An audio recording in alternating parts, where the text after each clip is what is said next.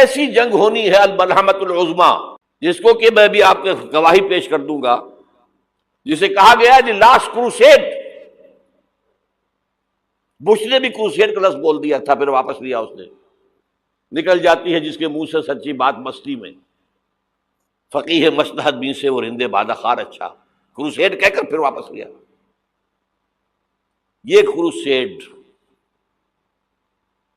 اس کے اوپر جس قدر نقصان ہونا ہے عربوں کا، گریٹر اسرائیل بنے گا، یہ عراق، شام، اردن، سعودی عرب کا کچھ شمالی علاقہ، ترکی کا جنوبی علاقہ، مصر کا صحرائے سینا، اور اس کے ساتھ ہی جو بہترین اس کا زرخیز ترین علاقہ ڈیلٹا آف نائل، یہ سب یہودیوں کے قبضے میں جائیں گے۔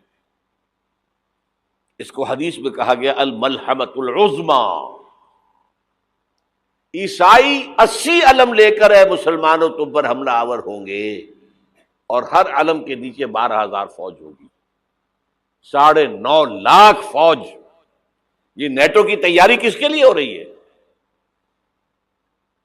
جب یو ایس ایس آر کا خاتمہ ہوا تو پوچھا گیا تھا نیٹو چیف سے، اب کس لیے؟ تمہارا وہ دشمن تو ختم ہو گیا، اب ہمیں اسلامک فنڈامنٹلزم سے نمٹنا ہے۔ وہ جانتے ہیں خطرہ یہی ہے، اب اسلام ابھر سکتا ہے، مسلمانوں کے سینوں کے اندر وہ آگ ہے، اوپر خاک اس طرح آ گیا ہے تمہیں اٹھانا بیٹھنا، یہ اندر تو انگارہ ہے، اوپر سے راکھ ہے، اس سے دھوکہ نہ کھا جانا ان کے دلوں کے اندر۔ اور بش نے کہا تھا مسلمان چاہتے ہیں کہ ہسپانیہ سے لے کر انڈونیشیا تک نظام خلافت قائم کریں، اور میں حیران ہوا تھا کہ اس کمبخت کو ہسپانیہ کا خیال کیسے آ گیا؟ ہمیں تو کبھی آتا ہی نہیں، اب ہم تو بھول گئے، وہ تو 500 برس پرانی بات ہے جبکہ وہاں سے ہمیں نکال دیا گیا تھا۔ اگرچہ اقبال نے کہا تھا ہے ارض فلسطین پہ یہودی کا اگر حق، ہسپانیہ پر حق نہیں کیوں اہل عرب کا؟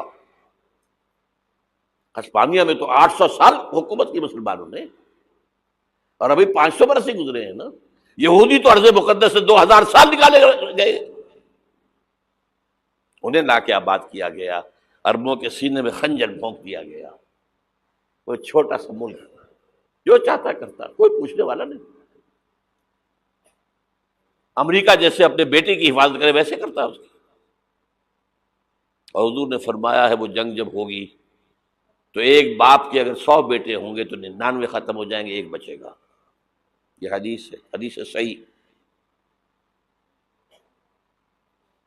اور آپ نے فرمایا ویل للعرب من شر قد اقترب، عربوں کے لیے ہلاکت ہے، عربوں کے لیے بربادی ہے اس شر سے جو قریب آ چکی ہے۔ اور آج جس طرح انہوں نے ان کی تہذیب کو اختیار کر لیا ہے، دبئی جا کر دیکھیے، بدترین مغربی معاشرہ جو ہے وہ دبئی کے اندر ہم نے قائم کر کے دکھا دی۔ اب سعودی عرب اس راستے پر بڑھ رہا ہے۔ اور اس کے بعد نمبر 2 پر جو ہے ہم پاکستانی ہیں، لیکن میں اس کے وہ پہلی بات جو کہہ رہا ہوں وہ تو یقینی ہے، اس میں تو احادیث صحیحہ موجود ہے۔ اگرچہ اس کے بعد پانسا پلٹے گا، پھر حضرت مہدی کا ظہور ہوگا، حضرت عیسیٰ کا نزول ہوگا، اور وہ گریٹر اسرائیل گریٹر گریو یارڈ بنے گا یہودیوں کا، ایک ایک یہودی قتل ہوگا اور دفن ہوگا۔ یہ بات میں ہونا ہے، میں پہلی بات برس کر رہا ہوں۔ وہ پانسا پلٹے گا جب پلٹے گا، ابھی جو سامنے ہے وہ کیا ہے؟ جس ملحمۃ العظمیٰ کہا حضور نے، جسے آرمگیڈون کہتے ہیں عیسائی۔ آرمگیڈون کی اگر کہیں جا کر آپ دیکھیں گے، آپ ڈکشنری میں مانی تو کیا لکھا ہے؟ A very big war which will be fought between the forces of evil and good before the end of this world۔ اس دنیا کے خاتمے سے پہلے خیر اور شر کی قوتوں کے درمیان بہت بڑی جنگ ہوگی۔ ارمجدون اسے کہتے ہیں عربی میں، اور آرمگیڈون اسے کہتے ہیں انگریزی کے اندر، اور یہ بائبل کی آخری کتاب کے اندر ہے، جو اس میں کہ مکاشفات یوحنا، ریولیشنز آف سینٹ جان۔ یہ تو میں کہہ رہا ہوں یقین کے ساتھ، اور زیادہ دور نہیں ہے، آیا چاہتا ہوں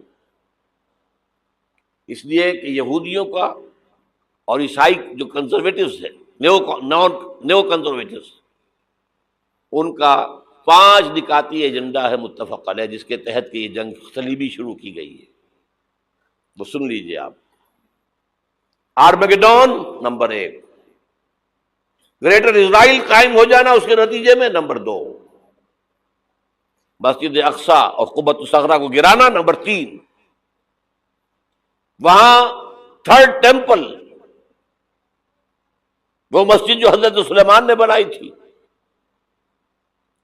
1000 قبل مسیح میں، پھر برباد کی تھی نبوکدنضر نے، دوبارہ بنائی گئی، پھر دوبارہ ختم ہوئی 70 عیسوی تک گری پڑی ہے. ان کا خانہ کعبہ گرا ہوا ہے 70 عیسوی سے لے کر آج تک.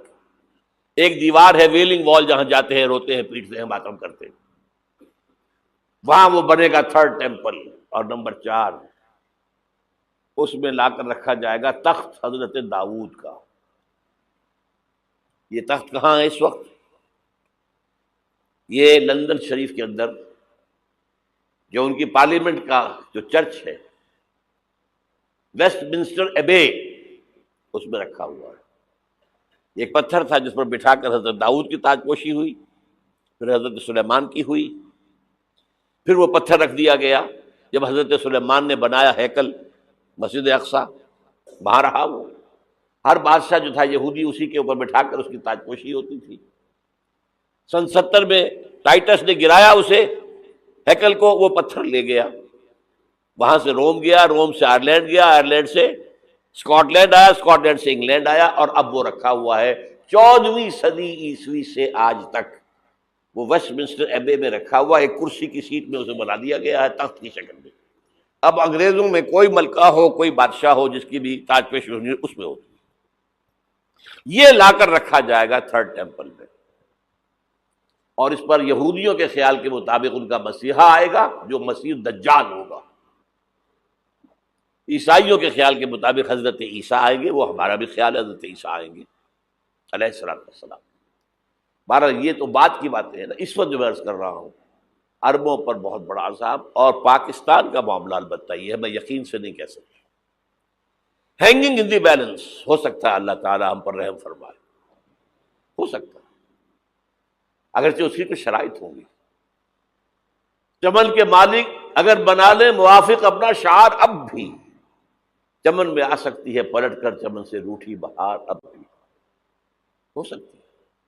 اور یہ بھی ہو سکتا ہے کہ اللہ تعالیٰ نے معجزانہ طور پر ہمیں ملک دیا، ہم نے اللہ سے بدعہدی کی، وعدہ خلافی کی، غداری کی، لہذا سزا دی جائے اور ہم سے یہ ملک چھین لیا جائے. It's just possible. دور نہ سمجھے اسے، انہونی بات نہ سمجھے. جو گھیراؤ ہو رہا ہے آپ کا، آپ کے مغرب میں نیٹو فورسز اور مشرق میں بھارتی فورسز گدھوں کی طرح بیٹھے ہوئے انتظار کر رہے ہیں پاکستان اور ڈسٹیبلائز ہو جائے، یہاں اور بدامنی ہو جائے. اب لاہور میں پھر آج دھماکے ہو گئے ہیں. 2 دن پہلے کا دھماکہ میں سہ کے آیا ہوا ہوں، آپ کے سامنے بیٹھا ہوں. وہ جانیں بچی ہیں جو ہماری اکیڈمی کا حشر ہوا، وہ میں آپ کو نہیں بتا سکتا.